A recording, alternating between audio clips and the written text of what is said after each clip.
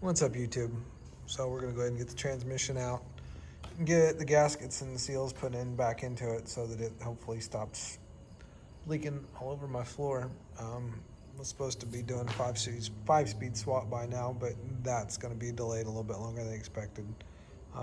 There's some family things going on that require more attention than this truck, so we're gonna do that in the interim.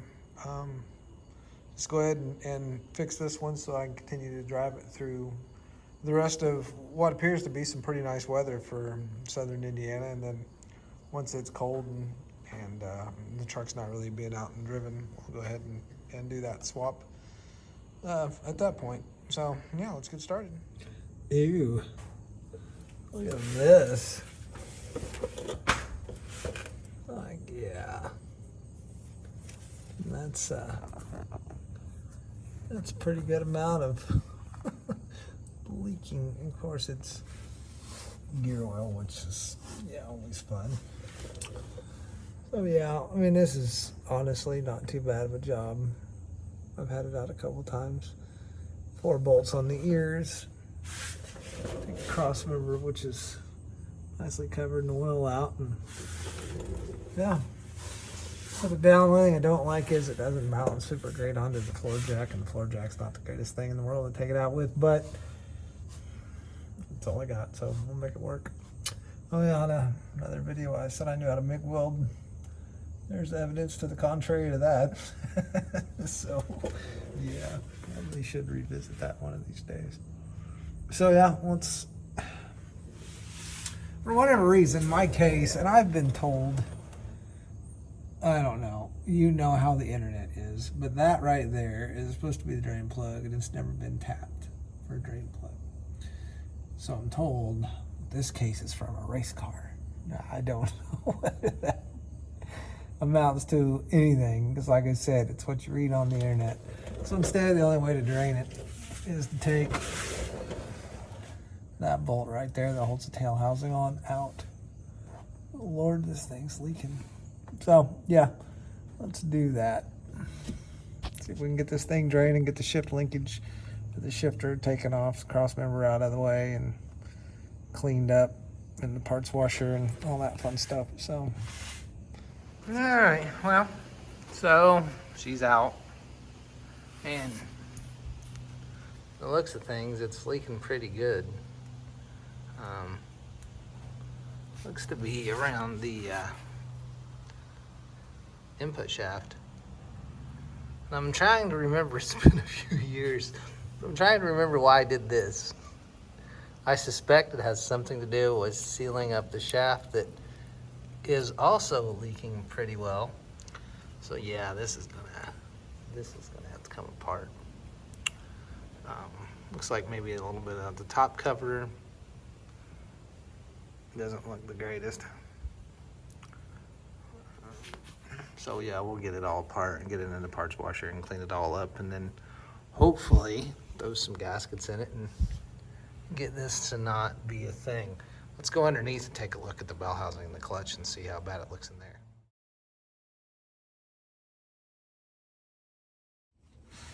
there. All right, so here we are. I'm on the bench. I've taken off some of the basic stuff. So there's the I'm gonna call it the sleeve that the input or the throwout bearing rides on. And there's a seal right there that looks a little icky.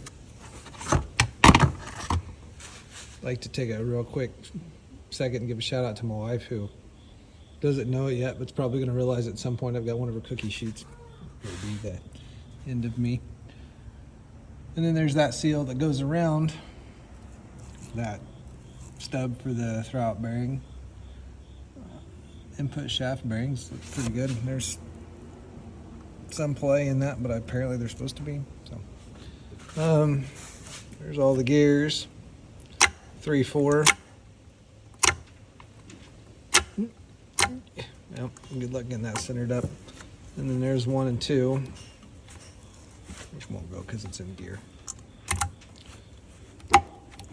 And that's moving because the rear carrier's off, or the tail housing's off, so it allows some play in that bearing. And then the reverse. I don't know how deep inside I'm gonna go. I think I'm fairly certain that these two have bad O-rings in them, but unfortunately you have to tear everything out of the case to replace those. I don't know if I want to go that deep in it or not.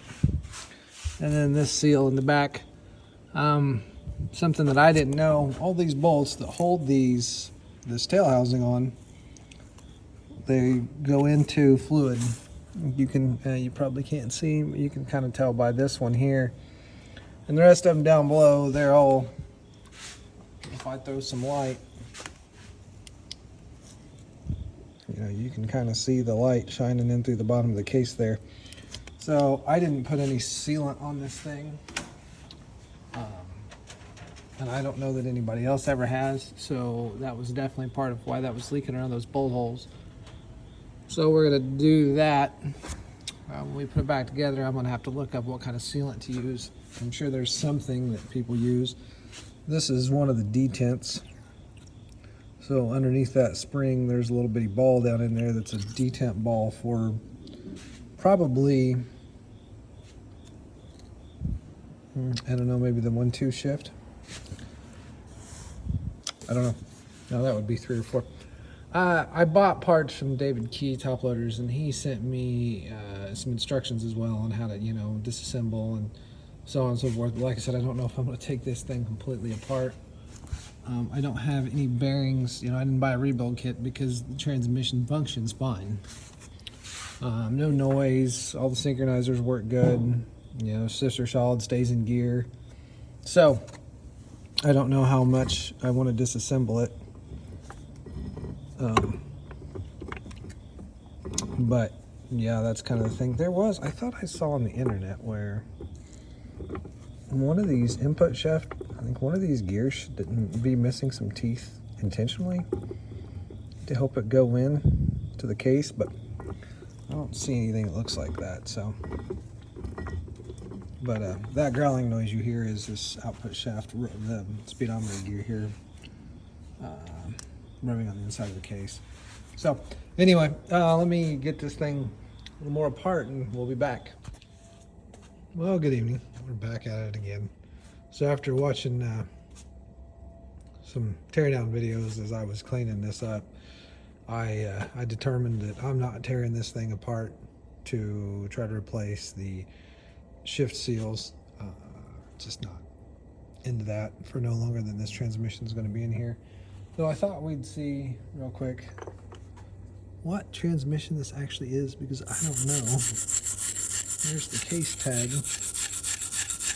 It might be fun to see if we can figure out what this thing actually comes out. I know it's a wide ratio. I bought it that way and actually did the tooth count on it to figure out the gear ratio. So I'll have to come back and rewatch the video to read that, because I can't actually read what that tag says, and I don't know if the video will show it any better or not.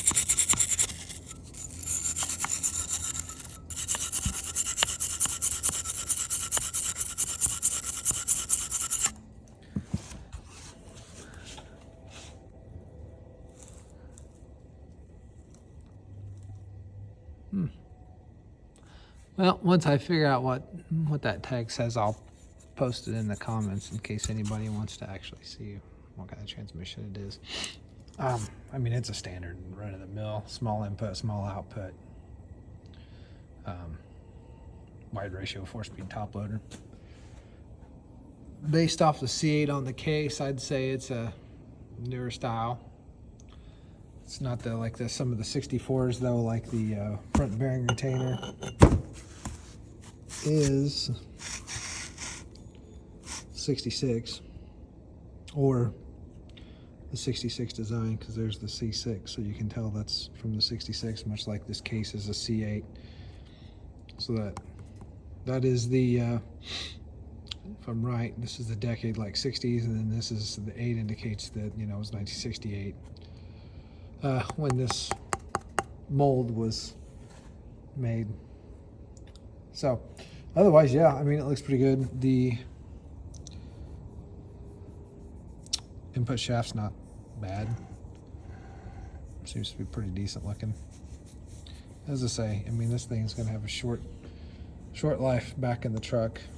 But we got this cleaned up. We're gonna go ahead and get the seal in, get this put on. One thing I'll note that all these bolts go into fluid, so when you're putting these back together, use thread sealant on all these bolts that go into this front bearing retainer and into the tail housing. I'm also going to use some sealant around, this is the cluster shaft, and I'm going to put some sealant around that because that does leak. Earlier in the video you saw a piece of tape, and what that was RTV and tape over it when I didn't know any better. So yeah, that's that didn't work. And it might have worked short term, but definitely wasn't a long-term solution. So there's some other sealant that I've got that was recommended to me by a gentleman. So this is what I'm going to use to seal all the bolts that go into any of the fluid. And then this I'm going to use for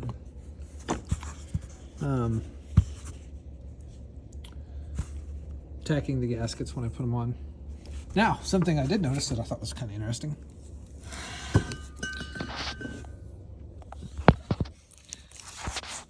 There's supposed to be a plug in there.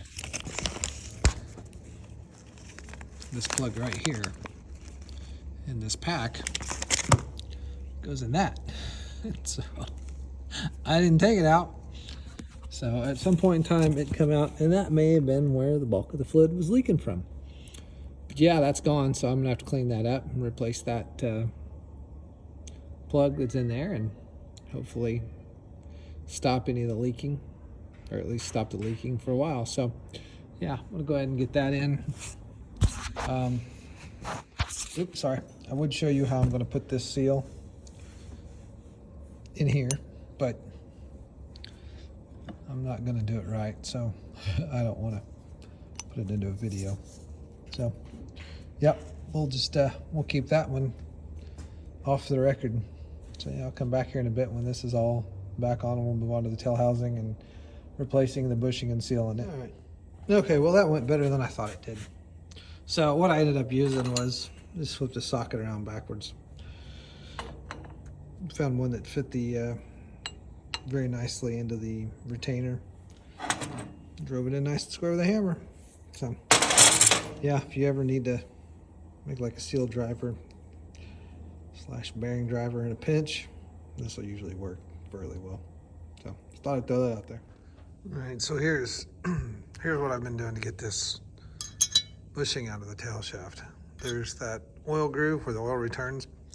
You can just put your punch in there, drive the old one down. And then on your new one, if it has the hole, make sure that hole lines up, you know, with that notch in that. And that's really all there is to that. It's pretty straightforward. So go ahead and get this knocked out, seal it, put it back on, we'll get it back in the truck. She's all done. Everything went back together pretty smooth. The transmission practically installed itself. I flushed everything out with kerosene, and it's just to make sure nothing would have fallen into the transmission. I had it apart. None of that leaked. Well, obviously until I drained it out. Other than that, yeah, everything's pretty good to go. Like I said, I'd like to have gone through and replaced some of the hard parts that are the like synchronizers and blocker rings in the transmission, but I don't have enough self-confidence to tear it apart.